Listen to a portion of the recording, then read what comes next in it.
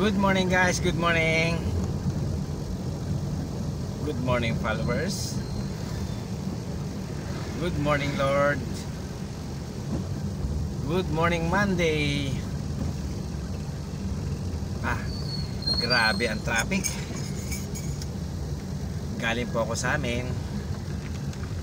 May nakuha akong pasero. Sinamantala ko na dumaan sa bahay. Binigay ko na rin yung pamalengke. Tsaka syempre mga baon ng bata. At minabuti ko na magtimpla ng kape at diretso biyahe na. Ganun talaga. Ay, hirap ng buhay pero masaya kasi may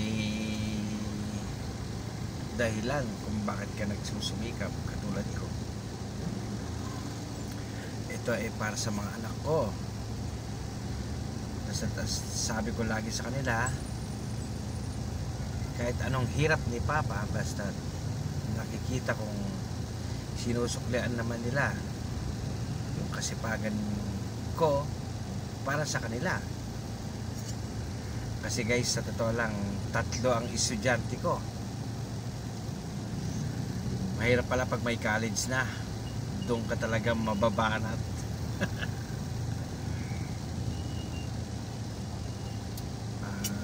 Pero ayos na lahat. Basta't lagi lang ako na nalangin na sana maging maayos pa aking pangangatawan para makayanan ko lahat. Wala ng sakit. Awa ng Diyos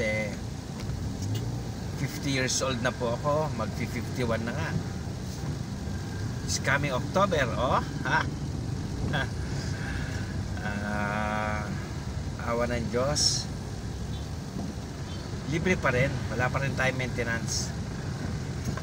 Kasi lagi akong nananalig sa Kanya na sana wag muna po ako makakaramdam na kahit anong sakit.